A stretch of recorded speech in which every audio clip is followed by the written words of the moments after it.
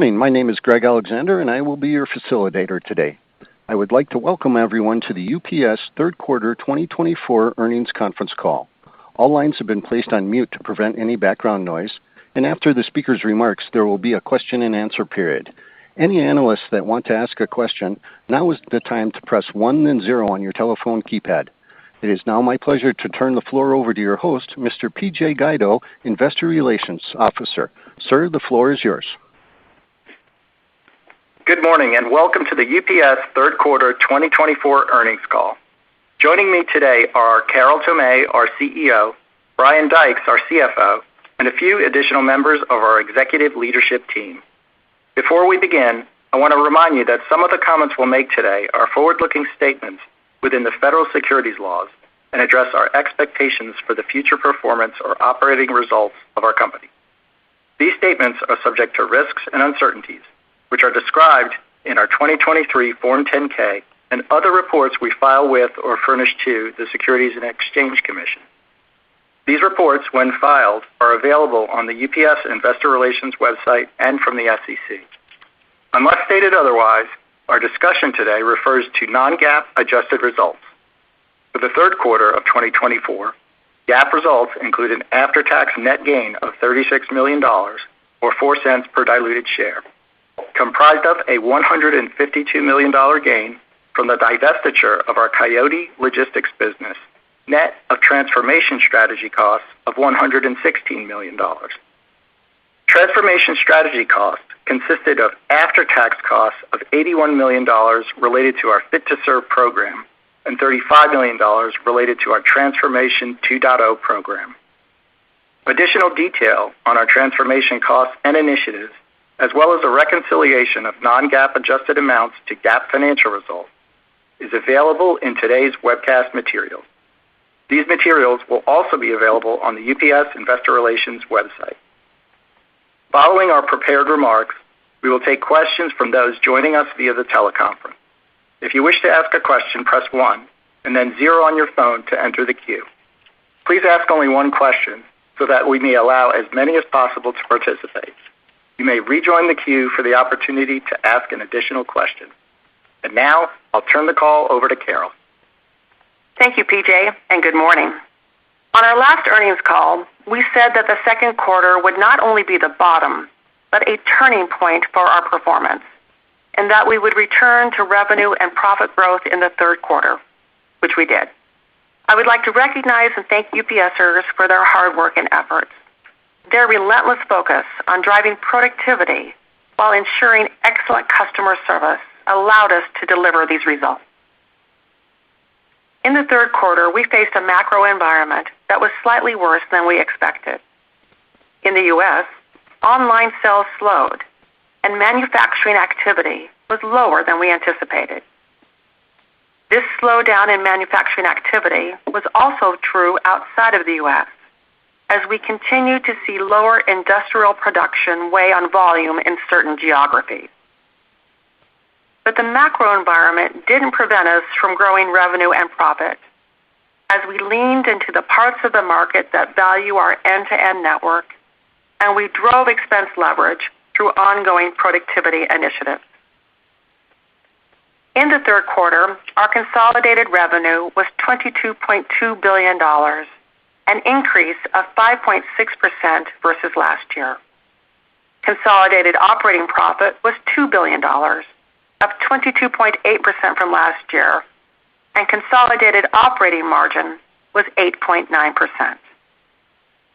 In the U.S., this was the second consecutive quarter of average daily volume growth, and it was our highest year-over-year ADV growth rate since the first quarter of 2021. In international, average daily volume growth finished flattish and continued the upward momentum we've seen since the first quarter of this year. And in SCS, air and ocean forwarding contributed to strong revenue growth. Looking at the U.S., during the quarter we focused on growing certain pockets of commercial business and grew B2B volume by nearly 1% compared to last year. One of the areas of commercial focus was retail B2B. Our B2B roots are in retail. In fact, we deliver merchandise to over 20,000 retail outlets across the country. To serve these customers, we offer a store replenishment with delivery window solution that provides retailers daily inventory replenishment within a 2-hour window. Within this solution, we also provide visibility to the number of packages scheduled to be delivered. Our store replenishment solution, along with our RFID technology, enables retailers to reduce stockouts and more efficiently run their receiving operations. This is just one example of how our customer-focused capabilities are enabling us to win new commercial volume. Now that U.S. volume is flowing back into our network, we have heightened our attention to revenue quality with a focus on the segments of the market we want to serve. You will recall that in the second quarter, we saw an unexpected surge of short zone, lightweight e-commerce packages flow into our network. In the third quarter, we responded strategically, adjusting our pricing and optimizing our operating plans on a portion of this business. Further, we increased our focus on matching our pricing to the quality and attributes of the service we provide. We did this by leveraging the power of pricing science through our Pricing Architecture of Tomorrow, or AOT technology. Our revenue per piece growth rate improved in the third quarter from what we reported in the second quarter, and we expect this trend to continue. On the cost side, our team did an excellent job of managing expenses across the board. As it relates to our two major cost-out initiatives, we are continuing to deliver solid results. Fit to Serve, which was designed to optimize and right-size our management structure, is slightly ahead of forecast. And with Network of the Future, so far this year, we've completed 45 operational closures, including 9 full buildings that have been shut down. I'd like to give you a brief update on our customer-first, people-led, innovation-driven strategy, starting with customer first. As we discussed, we have a goal to become the #1 complex healthcare logistics provider in the world. To that end, we said we would pursue certain inorganic opportunities, and we have. Last month, we entered into an agreement to acquire Frigo-Trans, a move that will enhance our end-to-end temperature-sensitive healthcare capabilities across Europe. Today, 80% of pharmaceuticals in Europe require temperature-controlled transportation. Frigo-Trans offers pan-European cold chain transportation, as well as temperature-controlled and time-critical freight forwarding capabilities. Plus, Frigo-Trans has temperature-controlled warehousing capabilities, with every temperature from cryopreservation, which is minus 196 degrees Celsius, to ambient, which is about 25 degrees Celsius. We are targeting to close the Frigo-Trans acquisition in the first quarter of next year. Complex healthcare logistics is a growing business for us, and we're continuing to invest in the capabilities needed to accelerate growth. We have dedicated healthcare facilities in 36 countries and provide specialized handling and visibility to our customers through our UPS Premier product. In the third quarter, we generated $2.5 billion in consolidated healthcare revenue, which contributed to revenue growth across all 3 segments. Shifting to international, in time for the holidays, we've made several enhancements. In September, we expanded residential Saturday delivery to the 8 largest markets in Europe without an additional charge. This enhancement meets our customers' need for speed, and we now provide a superior service offering. Further, we sped up deliveries to over 35 countries across Asia, Africa, and the Middle East. And to meet the expected demand for this year's peak holiday season, we added over 200 flights connecting Asia to Europe and the U.S. Quickly touching on DAP, our digital access program, DAP continues to deliver strong SMB growth in both B2B and B2C segments. In the first 9 months of this year, we generated $2.3 billion in global DAP revenue, and we expect to deliver over $3 billion in DAP revenue for the full year. As you know, we have been onboarding our new air cargo business with the United States Postal Service. During the third quarter, our network planning teams worked closely with the USPS to ensure the transition progressed smoothly, and it did.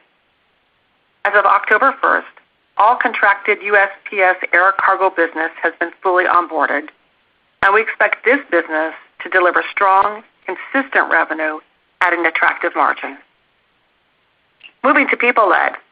Since our founding, we've had a culture of driving safe work practices, and by using new technology and tools, we've seen a dramatic improvement in the number of injuries and accidents. For example, in the U.S., this year we've had our best auto safety results in 10 years. The advances in safety were achieved through innovative driver education and training, like our Intergrad driver training schools. This focus on safety enables driver achievements like our Circle of Honor, which recognizes drivers with 25 years or more of driving without an accident. Today, our Circle of Honor has grown to nearly 10,000 drivers. Now, let's turn to innovation driven, which for this call is all about the peak holiday season. This year's holiday season has only 17 shipping days between Black Friday and Christmas Eve. We haven't seen such a compressed peak since 2019.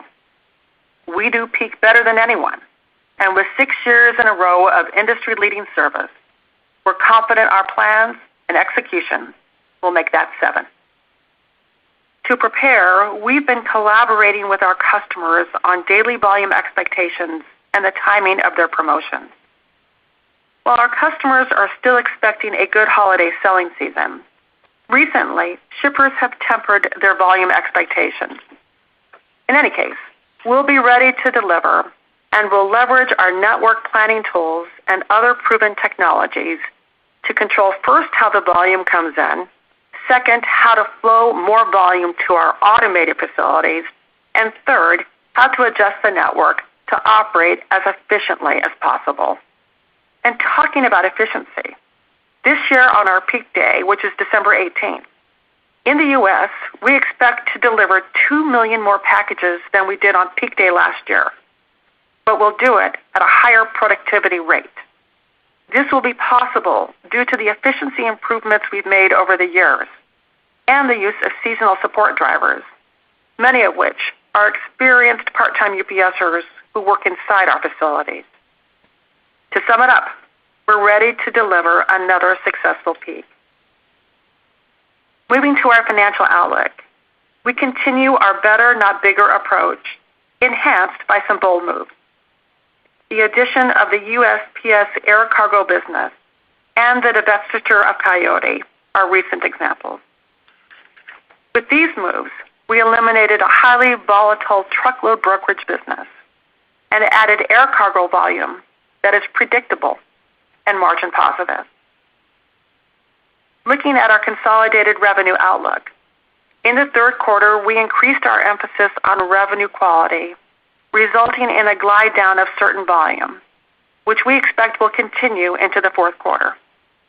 Given our third quarter results, our latest peak volume expectations, and adjusting for the impact of the Coyote disposition, we now expect consolidated revenue of approximately $91.1 billion for the year, and are lifting our consolidated operating margin target to approximately 9.6%. Brian will provide more details. So with that, thank you for listening. And now I'll turn the call over to Brian. Thank you, Carol, and good morning, everyone. This morning I will cover our third quarter results, review our capital allocation for the year, and then I'll wrap up by providing additional detail for our fourth quarter and full year financial outlook. Starting with our results, in the third quarter we returned to revenue and profit growth, the first time in 2 years. Looking at our consolidated performance, in the third quarter we generated $22.2 billion in revenue, an increase of 5.6% compared to the third quarter of last year, with all three of our business segments delivering revenue growth. Consolidated operating profit was $2 billion, an increase of 22.8% versus the third quarter of 2023, and consolidated operating margin was 8.9%, an increase of 120 basis points compared to the third quarter of last year. Diluted earnings per share was $1.76, up 12.1% from the third quarter of 2023. Now let's look at our business segments. In the U.S. domestic segment, our performance in the third quarter was driven by two factors. First was strong volume growth, the highest growth rate we've seen in more than 3 years. And second was excellent cost management, which resulted in a year-over-year decrease in cost per piece of 4.1%. U.S. average daily volume, or ADV, increased 6.5% compared to the third quarter of 2023. Looking at product mix in the third quarter, ground average daily volume increased 8.9%, while total air average daily volume was down 6.3%. We continue to see customers shifting down from air to ground, and some ground volume is shifting down to SurePost. Within ground, SurePost volume levels rose slightly compared to the second quarter, driven by growth in our digital access program. While SurePost volume comes at a lower revenue per piece, given the enhancements we've made to our matching algorithm, we were able to redirect more SurePost packages into our network, driving delivery density. For the quarter, B2B average daily volume was up 0.8% year over year, increasing for the first time in 2 years. Growth was driven by SMBs, which had an increase in B2B average daily volume of 3.8%. B2C average daily volume increased 11% year over year and made up 58.3% of our volume, a slight downward shift from the second quarter. In terms of customer mix, we saw ADV growth from both enterprise and SMB customers. SMBs made up 29.4% of total U.S. volume in the third quarter. For the quarter, U.S. domestic generated revenue of $14.5 billion, up 5.8% compared to last year, driven by strong volume growth. As expected, U.S. domestic revenue per piece was down year over year. In the third quarter, revenue per piece declined 2.2% year over year, but showed a 40 basis point sequential improvement from the second quarter. Breaking down the components, first, we took actions to address revenue quality, which translated into higher base rates. In the quarter, base rates increased the revenue per piece growth rate by 170 basis points. Second, the combination of product mix, lighter weights, and shorter zones decreased the revenue per piece growth rate by 300 basis points. And finally, we experienced a 90 basis point decline in the revenue per piece growth rate due to the combination of changes in customer mix and fuel. Turning to cost, as you will recall, the cost of our new labor contract was front-end loaded. As of the end of July, we lapped the first year of the contract, and for the quarter, union wage rate growth slowed to 5.2% year over year. Productivity is a virtuous cycle at UPS, and in the third quarter, we took several actions to drive productivity. Through our Network of the Future initiative, this year we've completed 45 operational closures, contributing to an 8% improvement in pieces per workforce hour. While 8% might not seem like a big number, that translated into an efficiency gain of 11 million hours. Production improvements, including Total Service Plan, offset 50% of the union wage increase, and we continued to see positive trends in our safety performance, which contributed to lower expense. The U.S. domestic segment delivered $974 million in operating profit, a 46.5% increase compared to the third quarter of 2023, and the operating margin was 6.7%, a year-over-year increase of 180 basis points. Moving to our international segment. In the third quarter, our international business grew revenue and operating profit and expanded operating margin for the first time in nearly 3 years. This performance was driven by strength in exports in 13 of our top 20 export countries. Total international average daily volume growth continued its sequential improvement trend from the second quarter and was about flat to last year. In the third quarter, international revenue was $4.4 billion, up 3.4% from last year, with all regions growing revenue year over year. International revenue per piece increased 2.5%, driven by strong base pricing and the positive impact of region and product mix. Touching on costs, total international expense was relatively flat year over year, which was achieved by optimizing our network and our ongoing cost management efforts. Operating profit in the international segment was $792 million, an increase of 17.3% year over year. Operating margin in the third quarter was 18%, an increase of 220 basis points from a year ago. Moving to Supply Chain Solutions. In the third quarter, revenue was $3.4 billion, up 8% year over year.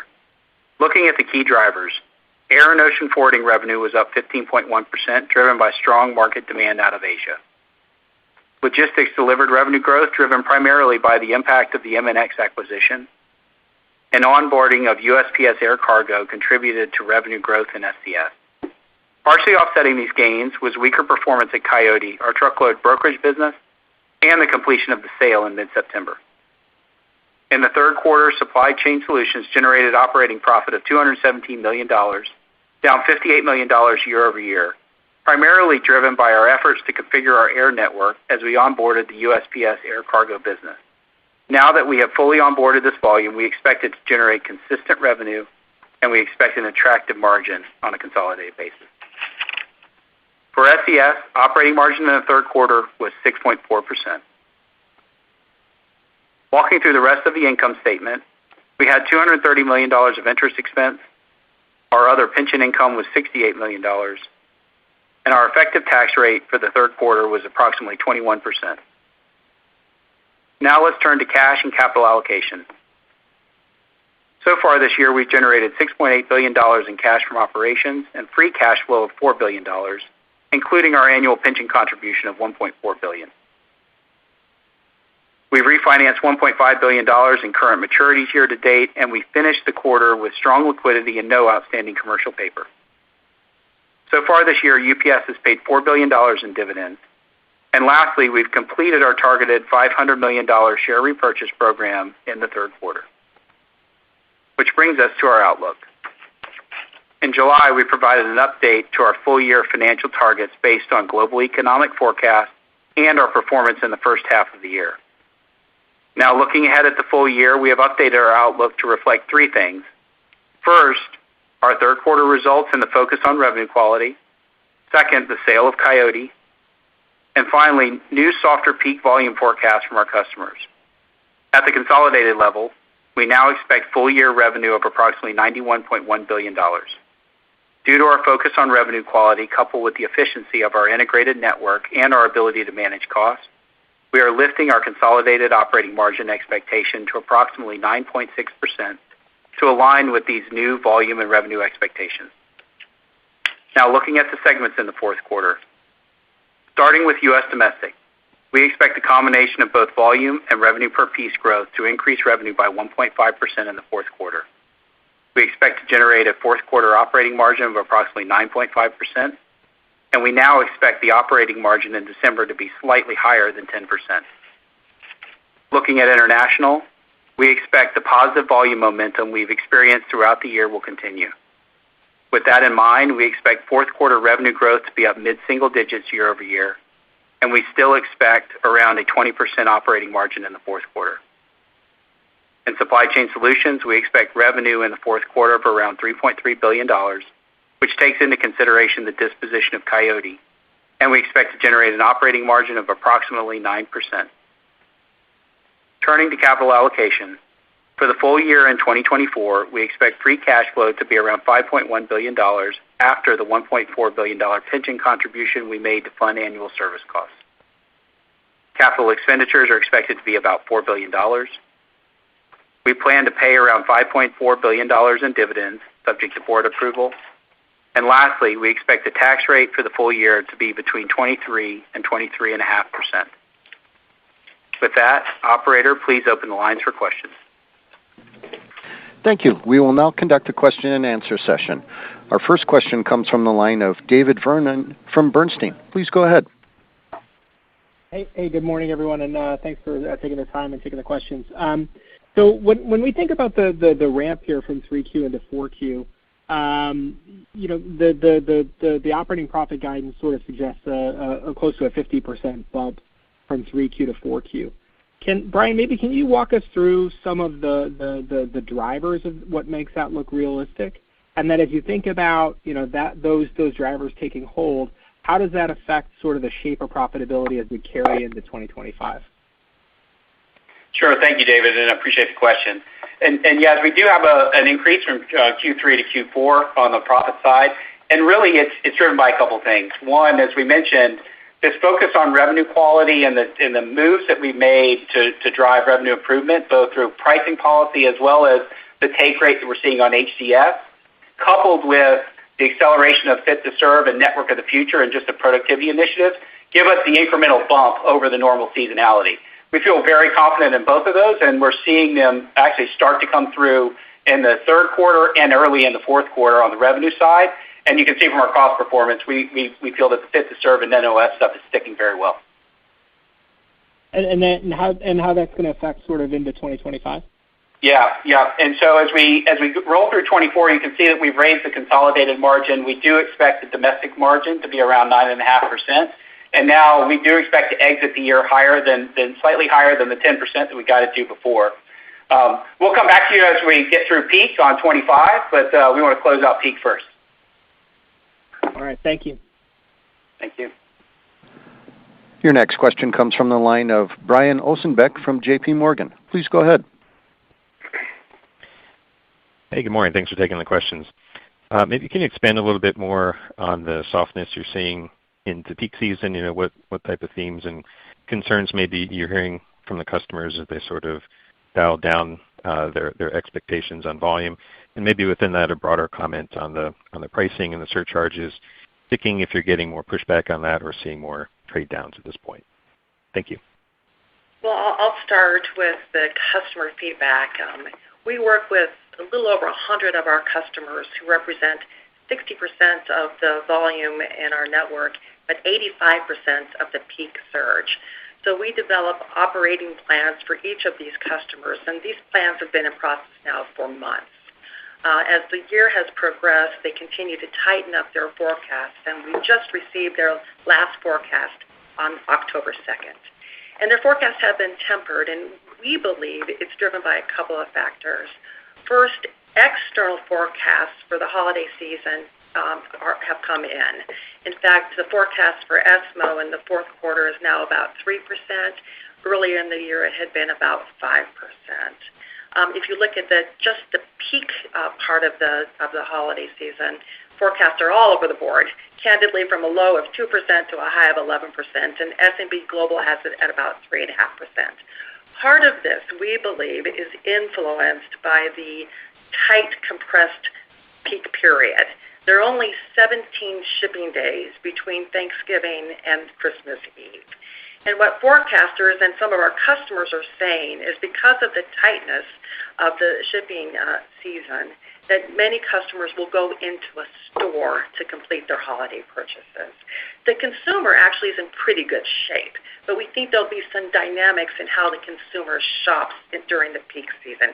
So it'll still be a good peak. In fact, in our prepared remarks, we called out that on peak day, we'll deliver 2 million more packages than we did last year.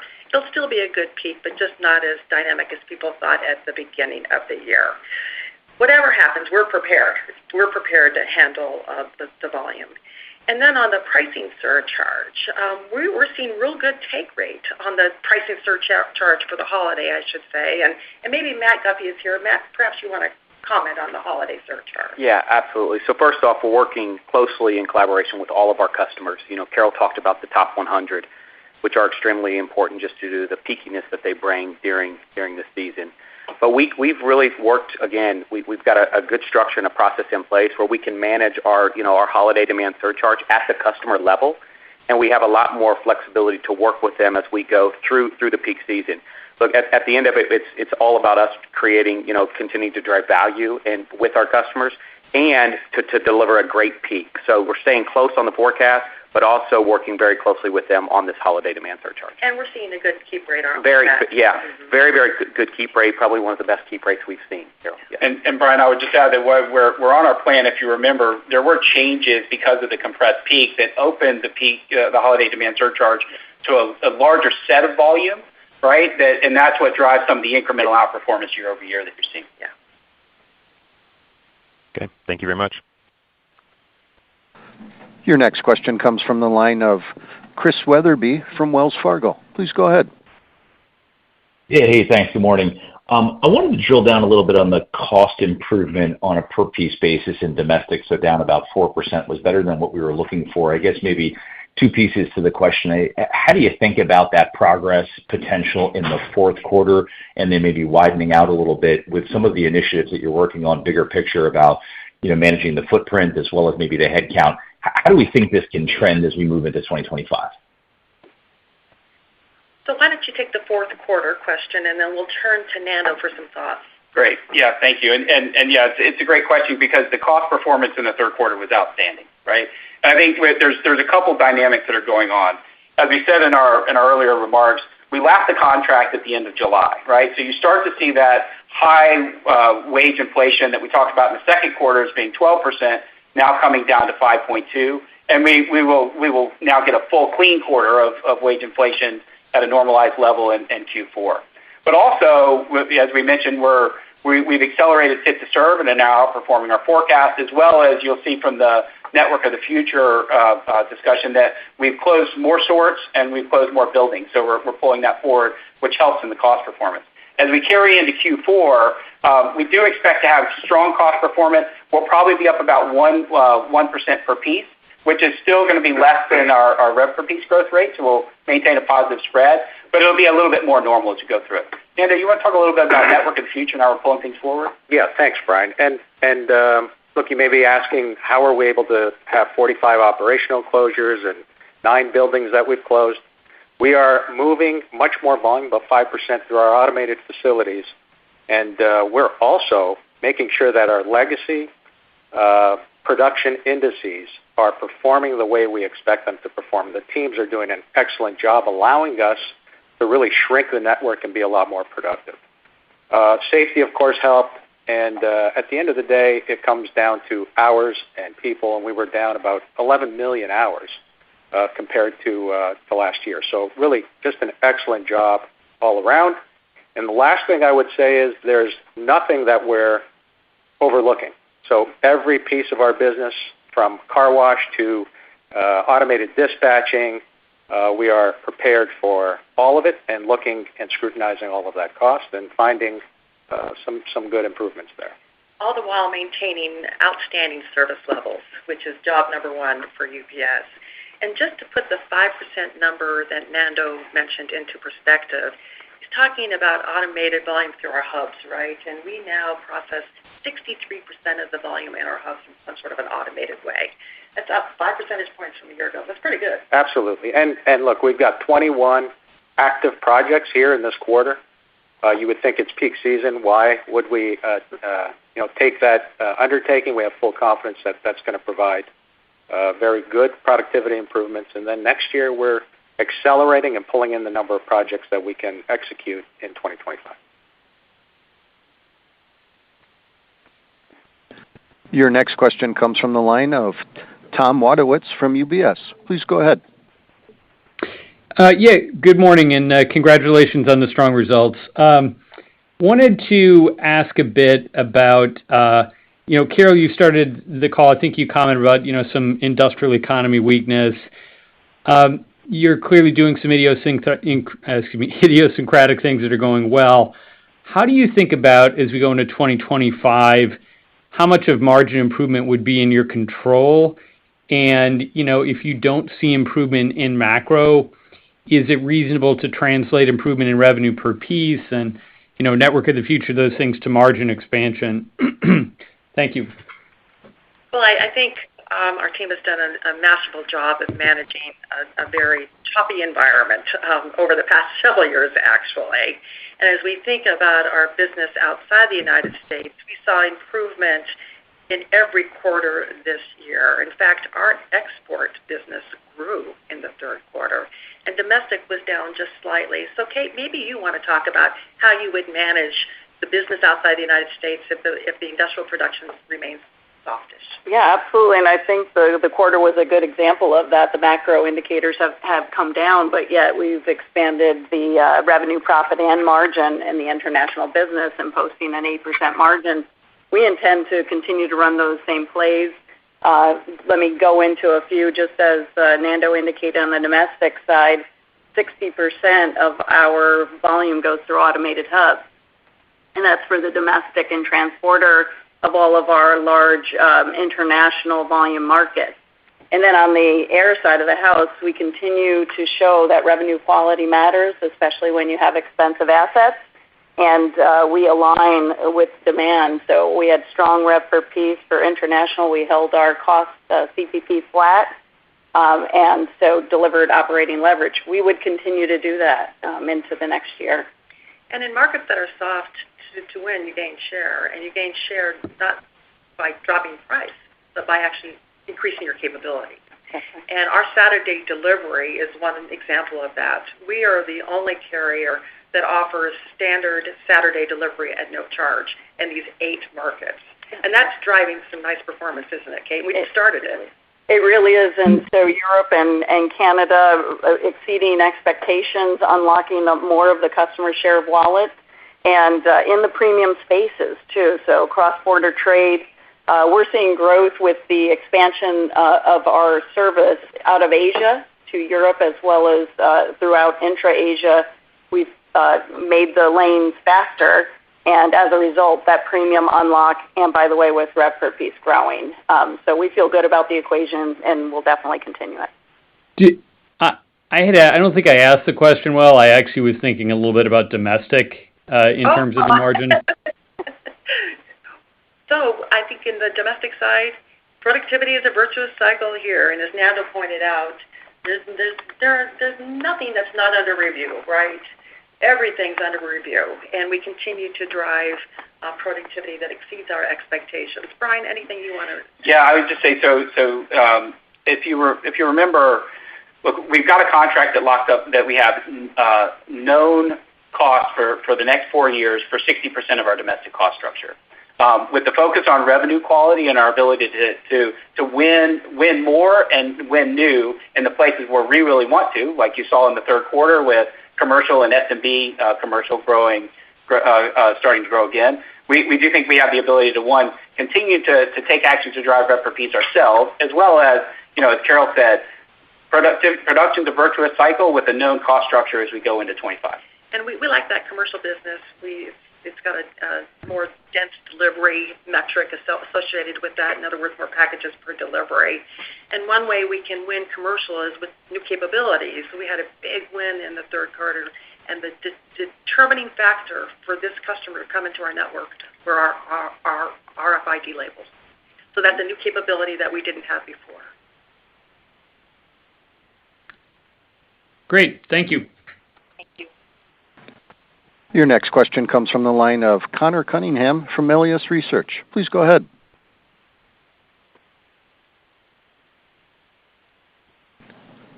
Connor Cunningham, your line is open. Check your mute button.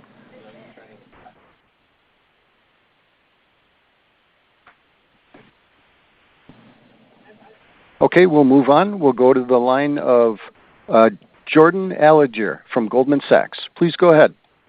Yeah, hi, morning.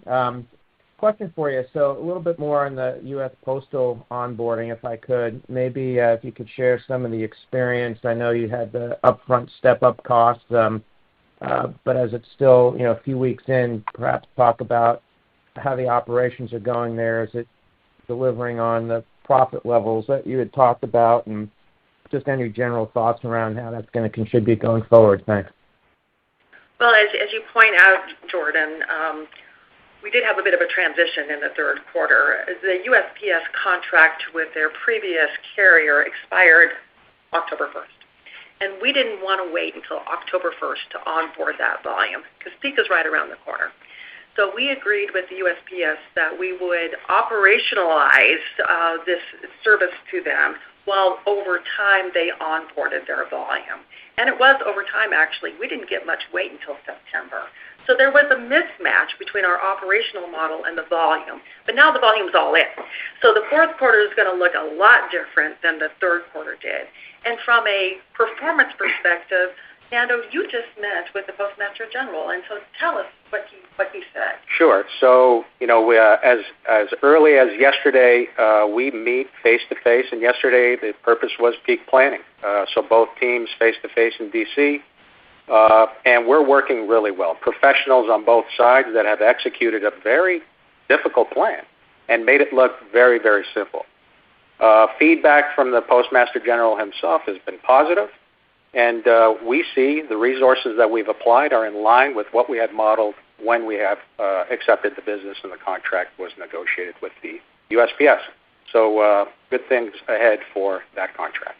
And I just can't overemphasize the heavy lift here. And in fact, it was over 50 million cubic feet that we had to take into our network in the third quarter, and there'll be more obviously in the fourth. So job well done by our team in working with the USPS as well. Absolutely. Partners. Thank you. Your next question comes from the line of Bascome Majors from Susquehanna. Please go ahead. Thanks for taking my questions. Just to follow up on another piece of the Postal Service relationship, can you talk about where you are in negotiating the delivery service agreement that enables SurePost and Sunday delivery with their effort to renegotiate some of those contracts? And maybe along with that, what challenges does that create either on cost to serve or Sunday delivery operations, but also what opportunities might that create for your own trucks to deliver more packages in the marketplace in a world where the post office is seeking to retain more upstream business and push customers into that? Thank you. Well, thanks for the question. And Matt, why don't you take on this question? Yeah. So first off, we to Nando's point, we had an opportunity to meet with the PMG yesterday. We continually work to find a mutually agreeable agreement for both USPS and UPS. More work to be done, but we are moving very, very quickly, and hopefully we'll have this to a close in very short order. And to your question about what challenges and what opportunities, I think it's some and some. Yeah. I think it's some and some. And so once we get this contract agreed to, we'll share you what those some and some are, but we're confident we can work through this. In the expiration, I believe you've said before it's at year-end. Can you confirm roughly when we should hear more on that and what the go-forward relationship will be? Yes, you should hear something about it in our fourth quarter earnings. Yes. Yeah, no impact in the fourth quarter. We'll tell you more about it when we come back with the fourth quarter earnings in January. Yeah. Thank you. Your next question comes from the line of Ari Rosa from Citigroup. Please go ahead. Hi, good morning. I was wondering if you could give us a sense of how much excess capacity you see in the network right now. Just trying to understand how you're thinking about planning, kind of given the weaker outlook in terms of both customer demand and also industrial production and some of the weakness in the macro. How do you think about kind of matching resources to that lower volume? And do you think you're carrying excess resources right now? So I think our team has done an excellent job of taking capacity out of the market. In fact, with 45 operational closures, it's about 1 million ADB per day of capacity that we've taken out of the market. And we see capacity rationalization happening in other parts of the market as well. Now, clearly, it's peak time, so we're all adding resources to handle the surge in the holiday, but capacity is coming in.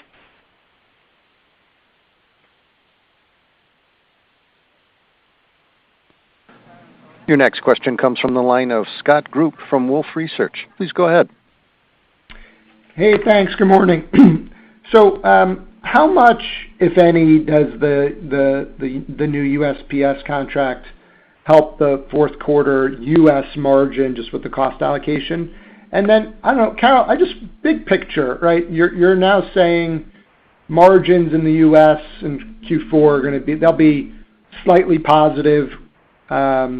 We've now lapped the Teamster contract. Yields are now turning positive. That's good. Peak season surcharges. Just big picture, like when do we start to see more meaningful margin improvement? Does that start right away in 2025, or does that take some more time? Well, first, why don't we address the impact to the fourth quarter? Sure. So, Scott, and thank you for the question. So on the USPS contract, so we put a network in place that was all part of the plan. There's no incremental impact to domestic in the fourth quarter from the USPS contract. The cost that Carol referred to was startup costs associated with getting the contract stood up that impacted SCS, doesn't impact domestic. And in the fourth quarter, we'll see SCS go back to about 9%, and domestic to around 9.5%. So I don't think that's going to impact us there. No, and in terms of when are we going to see more meaningful margin expansion, let us get through the fourth quarter, and then we'll give you our outlook for 2025.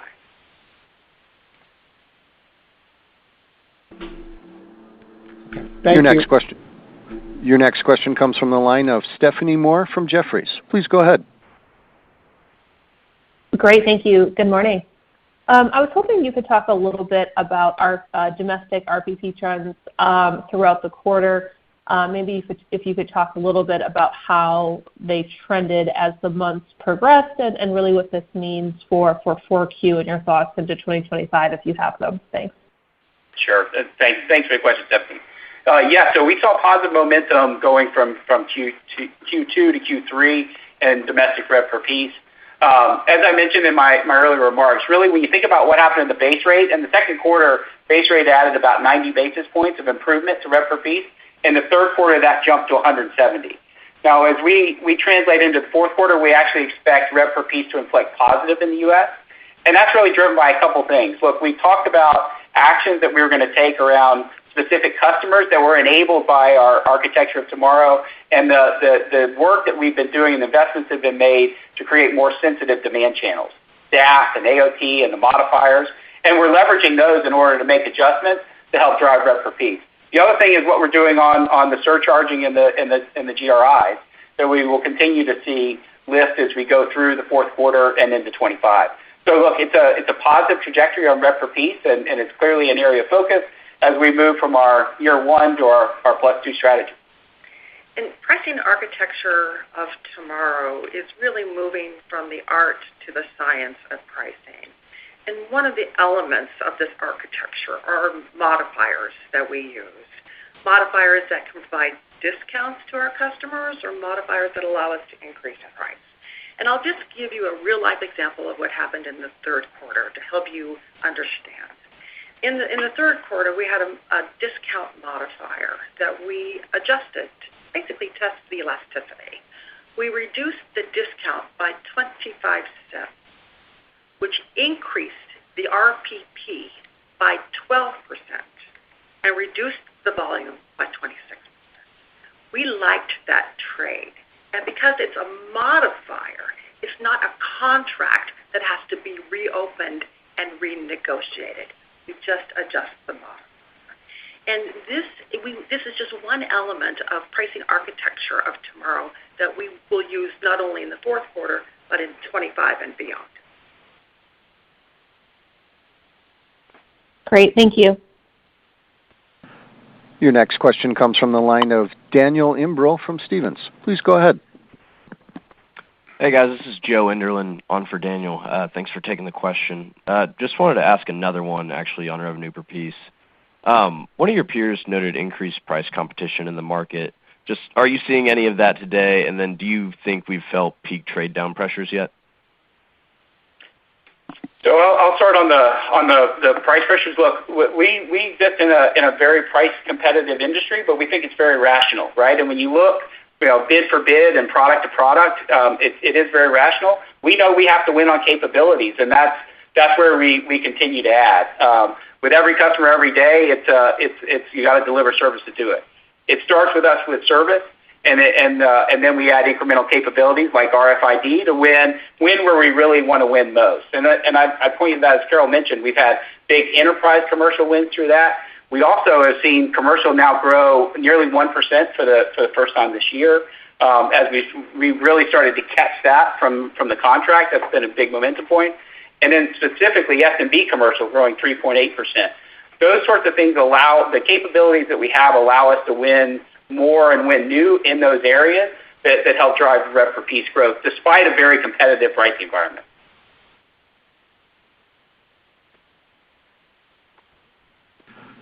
Your next question comes from the line of Brandon Oglenski from Barclays. Please go ahead. Hey, good morning, and thanks for taking the question, and congrats on growth for the first time in a couple of years here. Good to see. Carol, I think you mentioned something about enterprise customers, and I know in the past you've talked about glide down, so can you just put that in context as you head into 2025?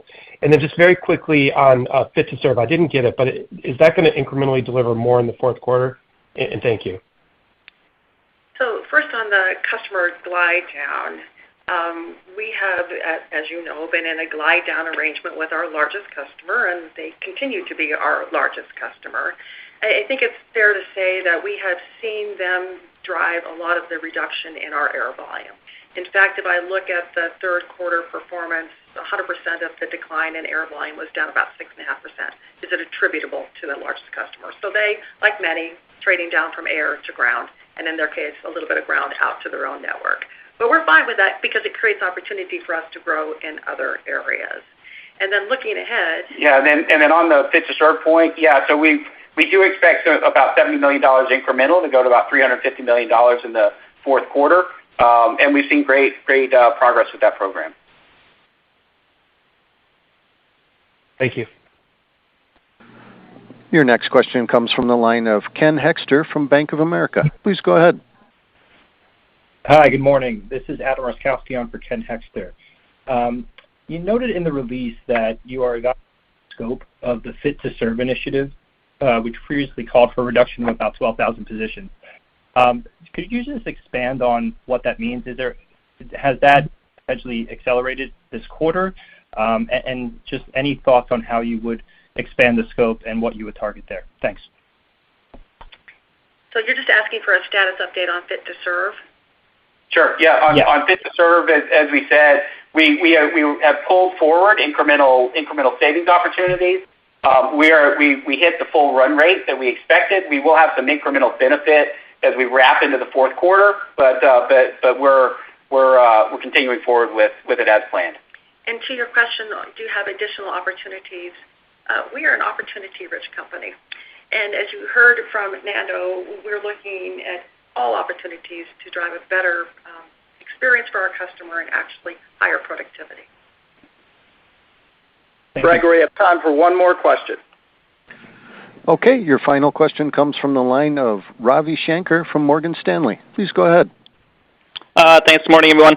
So maybe just to follow up on the holiday side, I think you announced a pretty big step up in your hiring for the first time in many years. I know it's a peak compressed earnings peak season, but what's the logic behind that if you're seeing a little bit of a reduction in customer experience or expectations on volumes here? How do we think of squaring that? And is there like a minimum surcharge bogey you guys need to kind of cover the extra costs? Thank you. So last year we announced that we were hiring 100,000 for the peak holiday season, and our ADB declined 7.4%. This year we announced that we're hiring 125,000, and our ADB will be positive. So it's not out of the realm of reasonable that we should hire more people this year than we did last year. But this is what you need to know. We will hire what we need for peak. Regardless of where the volume actually ends up, we're not going to overhire for peak. We will hire what we need. And what we've done over time, Robbie, is we've added this amazing capability where within just a few, less than an hour, just a few minutes, we can actually get a job offer out, or we can rescind a job offer. So we can flex up or flex down the way we need to. And Nando, would you like to add anything? Yeah, I would just say the number also includes a favorable employee mix. So this year, we're going to increase our helper teams with our drivers by about 10%. That's not a small number, so a big percentage of our volume will be delivered by helpers, seasonal helpers that can deliver at Christmas time, and we've amped that up and make sure that we've got every position optimized, and that is the number, as Carol had said, and we're going to deliver a great peak season. Thank you.